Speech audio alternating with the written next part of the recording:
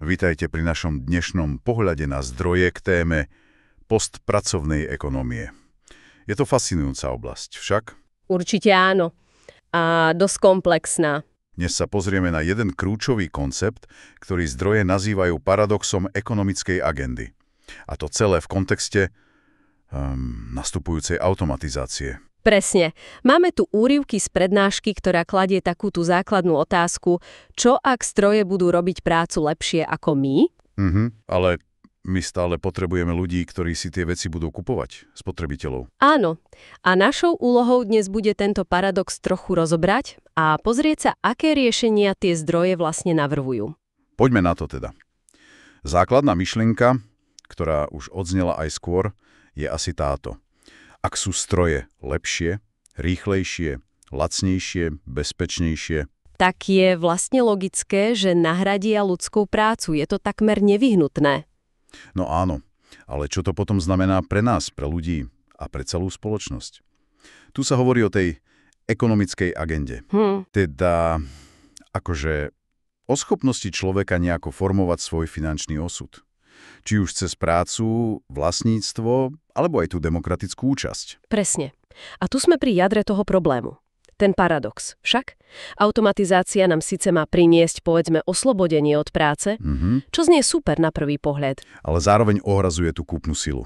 Pretože tá je dnes naviazaná hlavne na mzdy. Jasné. Ak firmy prepustia ľudí kvôli strojom, kto bude kupovať ich produkty? To je tá otázka z prednášky. No tu znie ako začarovaný kruh.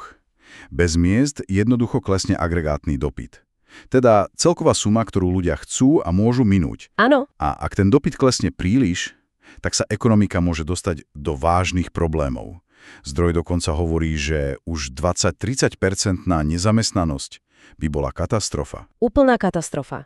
A je zaujímavé, ako ten zdroj rozoberá, z čoho sa dnes skladá ten agregátny dopyt. Konkrétne v USA. Áno. Zhruba 60% sú mzdy. Potom asi 20% príjmy z vlastníctva, viete, dividendy, nájomné zisky z kapitálu. A zvyšných 20% sú vládne transfery, dôchodky, podpora a tak ďalej. Čiže mzdy sú tam dominantné. Presne. A ak tie mzdy dramaticky klesnú alebo vypadnú, tak tento pomer sa proste musí zmeniť. Je neudržateľný. A tá navrhovaná zmena je teda, dosť radikálna. Zdroj hovorí o cieľovom mixe, kde by mzdy tvorili len 20%. Ale príjmy z vlastníctva až 60%. A tých 20% transferov by ostalo. Wow, 60% z vlastníctva, to je obrovský posun. Ale ako sa k tomu dopracovať, hlavne pre ľudí, ktorí dnes, povedzme si úprimne, nemajú žiadny kapitál na investovanie? Áno, to je presne tá kľúčová otázka, ktorú ten zdroj rieši. Jedna cesta, ktorá sa spomína, je univerzálny základný príjem, UBI. UBI, jasné. O tom sa teraz veľa hovorí. Áno, ale vnímajú ho skôr ako takú, nevyhnutnú záchrannú sieť. Minimálnu úroveň. Rozhodne nie ako kompletné riešenie. Aha, čiže len základ. Presne. A upozorňuje sa aj na rizika. Závislosť od štátu, možné problémy na trhu, inflácia, potom potreba vysokých daní, riziko daňových únikov.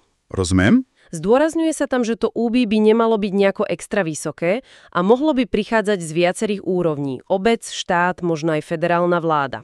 Dobre, takže UBI ako poistka, ale nie hlavné riešenie. Kam teda smeruje tá hlavná pozornosť, ak chceme dosiahnuť ten masívny presun k príjmom z vlastníctva? No práve k tomu, čo ten zdroj volá prestavba vlastníctva. Ide o to, ako rozšíriť vlastníctvo tých aktív, ktoré produkujú hodnotu medzi čo najviac ľudí. Prestavať vlastníctvo. A spomínajú sa tam viaceré modely, aj také, čo už vlastne existujú, len by sa museli rozšíriť. Napríklad trusty. Trusty, ako napríklad? A výnosy z tých aktív by potom rozdeľovali medzi občanov. Zaujímavé. Čiže kolektívne vlastníctvo, ktoré generuje príjem pre ľudí. Aké ďalšie nápady tam sú? Potom sú to rôzne fondy bohatstva. Či už štátne, suverénne, alebo aj komunitné na lokálnej úrovni, tie by fungovali podobne. A potom sú tam veľmi zaujímavé alternatívy k tým klasickým zamestnaneckým akciám. Áno? Napríklad? Napríklad zákaznícke akciové programy. Predstavte si, že kúpite niečo v obchode a automaticky získate malinký podiel vo firme. Alebo že by firmy platili časť daní nie v peňazoch, ale v akciách, ktoré by išli do nejakých verejných fondov. To je celkom divoká predstava. Je to iný pohľad, áno.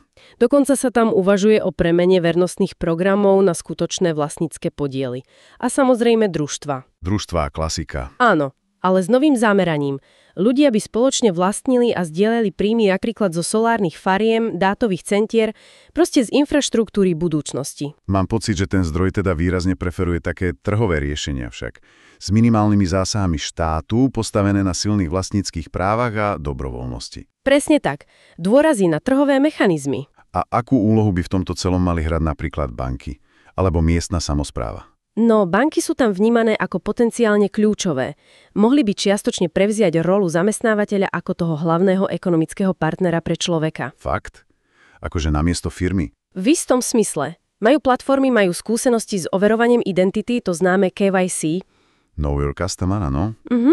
Vedia spravovať investície, sú napojené na platby. A logicky, majú záujem na tom, aby ich klienti boli finančne úspešní. To dáva zmysel. A tá miestna samospráva, okresy a podobne. Tie sú vnímané ako ideálne miesto na testovanie a zavádzanie týchto vecí. Sú dosť malé, aby boli flexibilné, ale dosť veľké, aby tie dáta mali nejakú váhu. Navyše často kontrolujú dôležité veci ako pozemky, územné plánovanie a majú už vybudovanú administratívu. Je to vlastne aplikácia princípu subsidiarity rozhodovať čo najbližšie k ľuďom. Takže, ak by som to mal tak zhrnúť, stojíme pred paradoxom. Technológie nás môžu oslobodiť, ale zároveň nám zobrať prácu a teda aj príjem. Áno. A riešenie podľa tohto zdroja nie je len v nejakom základnom príjme, aj keď ten môže pomôcť ako základ. Áno. Ale hlavne v radikálnom rozšírení demokratizácii vlastníctva kapitálu. Pomocou trhových nástrojov. S využitím bank a miestnej samosprávy ako kľúčových hráčov. Na záver, možno taká myšlienka na zamyslenie, ktorú tie zdroje naznačujú. Čo ak by sa vaša banka a vaša obec stali tými hlavnými piliermi vašej ekonomickej budúcnosti? Nahradili by čiastočne zamestnávateľa. Ako by to zmenilo náš vzťah k týmto inštitúciám? A k našej komunite? To je naozaj zaujímavá otázka na premýšľanie.